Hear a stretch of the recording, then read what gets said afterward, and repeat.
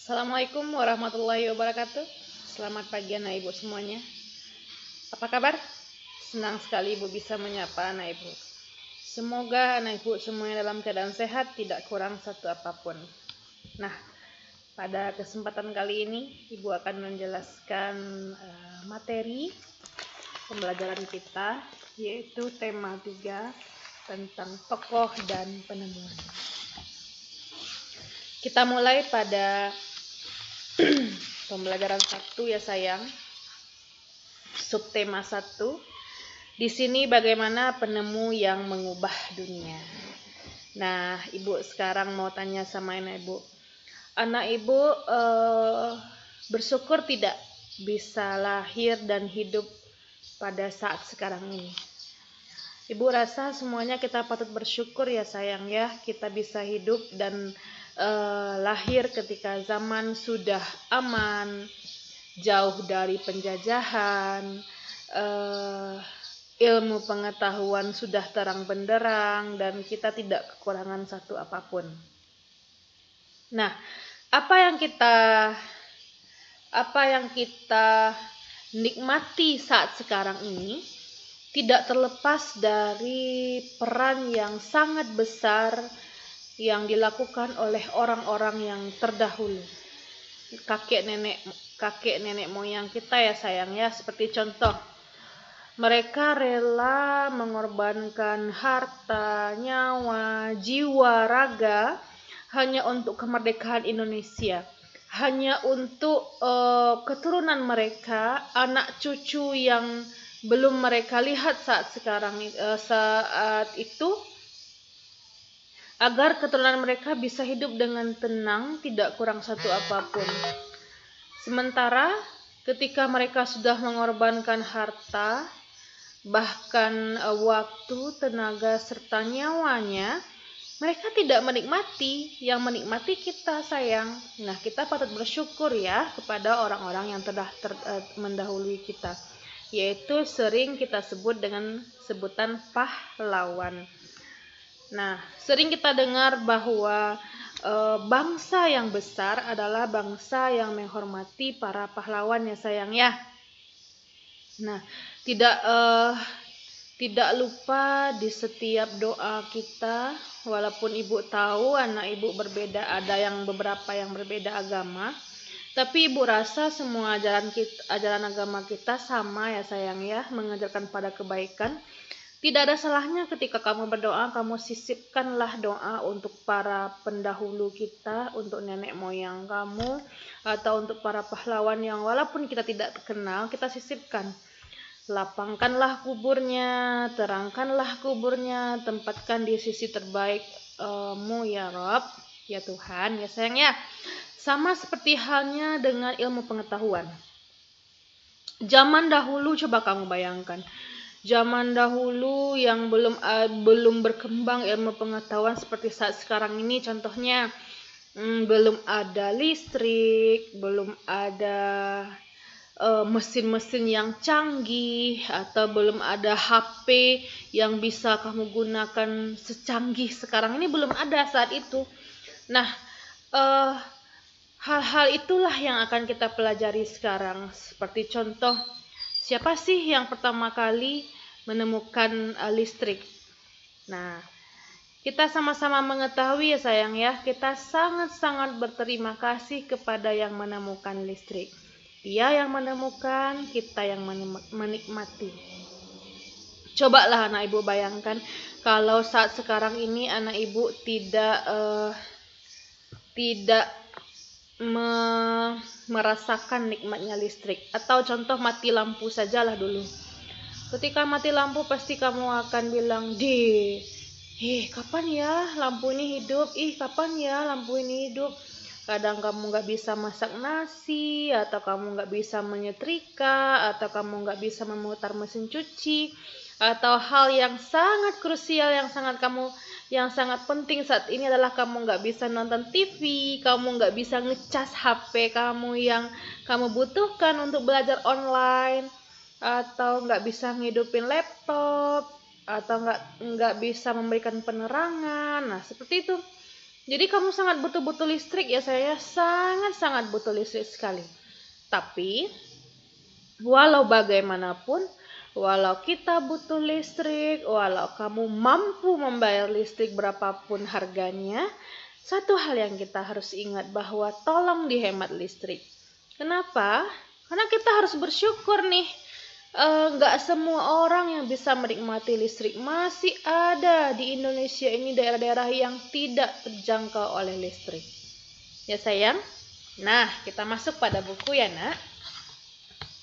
Di sini halaman 1 ada teman kamu. Apa kata teman kamu? Lihatlah lingkunganmu di malam hari katanya. Cahaya lampu bersinar menerangi jalan, sekolah, rumah kita, dan lain-lain. Listrik ternyata telah mengubah wajah dunia. Betul tidak? Ya, awalnya dunia ini gelap, tidak ada penerangan. Nah, setelah ada listrik, dunia ini menjadi indah ya sayang ya. Nah, di sini teman kamu itu berkata, siapa tokoh yang berhasil menemukan pembangkit listrik? Bagaimana lampu-lampu di rumah dapat menyala? Nah, ternyata listrik ini ada penemunya. Bola lampu juga ada penemunya sayang. Nah, kita pelajari ya. Di buku ada gambar seorang bapak. Di situ ada diberi tulisan Faraday. Nah, listrik sebenarnya ditemukan oleh seorang tokoh namanya Michael Faraday.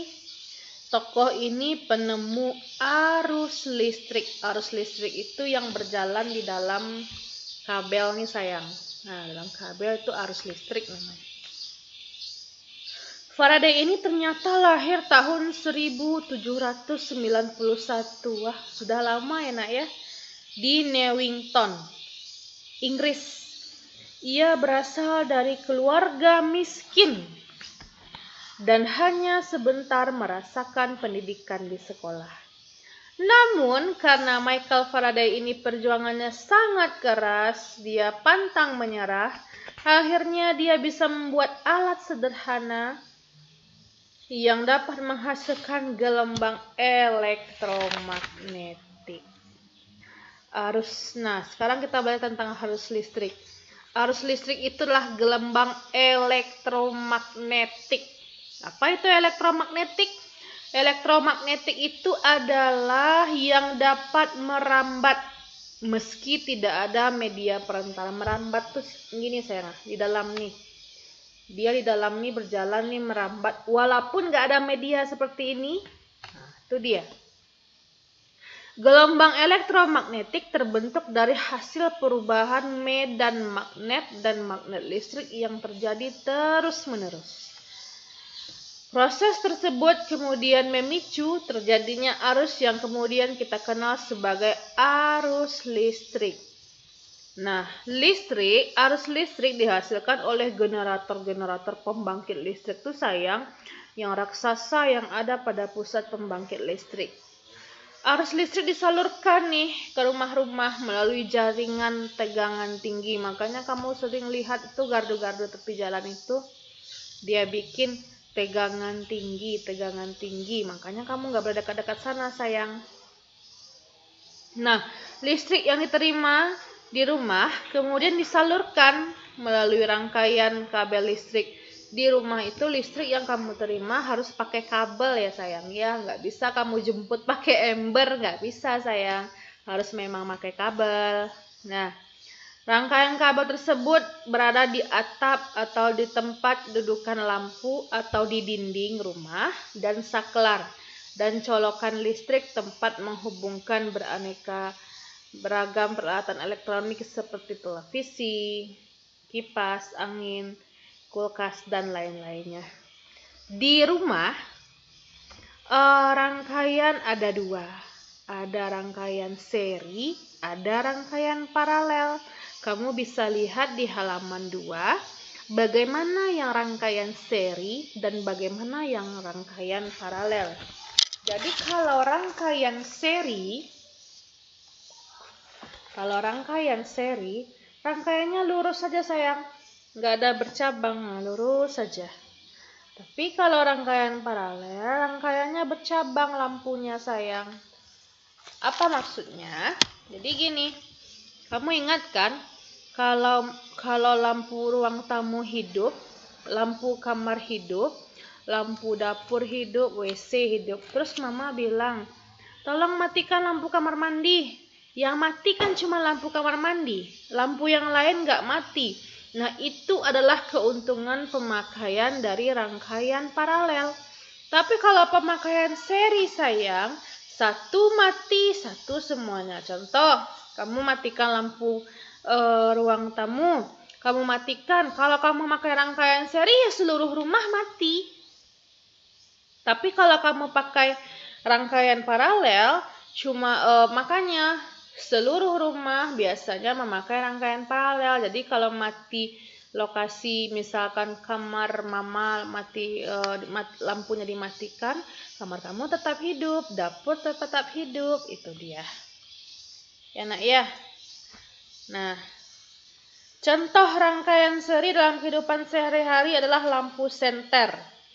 Rangkaian yang disusun seri pada lampu senter adalah baterai, karena hanya satu lampu pada senter.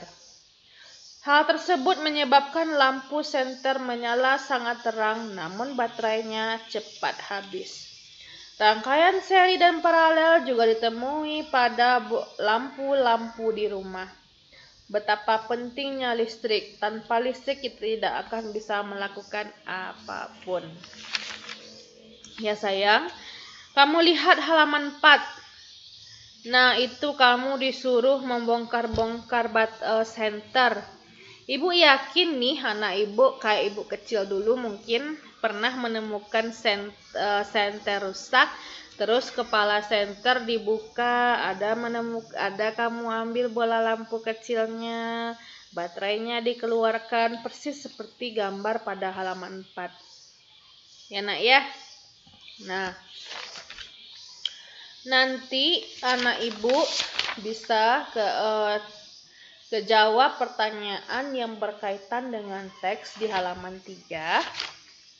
Terus anak ibu bikin peta pikiran di halaman 8.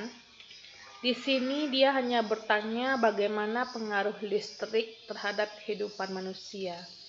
Contoh, sebelum adanya listrik, kamu menyetrika pakai arang dulu. Tanyalah sama nenek atau kakek. Tapi setelah ada listrik, kamu menyetrika pakai setrika listrik yang tinggal dicolokkan ke dinding yang ada listrik. Nah, bagaimana kehidupan sosial kita ketika itu? Tentu kalau yang pakai arang agak kesulitan ya. Harus bakar dulu kayu, dihitamkan dulu, dikipas dulu. Tapi kalau menyetrika dikumpulkan dulu. Kalau misalkan setrika listrik kapan kamu mau menyetrika, kamu bisa. Walaupun kita harus hemat ya sayang ya. Nah, kamu bikin itu peta pikirannya yang ada di halaman 8. Ya sayang, itu saja penjelasan dari ibu pada pembelajaran tema 3 subtema 1 pembelajaran 1 tentang siapa itu penemu arus listrik. Ibu akhiri dengan Assalamualaikum warahmatullahi wabarakatuh. Dadah sayang, salam rindu ibu untuk anak ibu semua. Tetap jaga kesehatan, jangan lupa pakai masker dan cuci tangan. Bye-bye.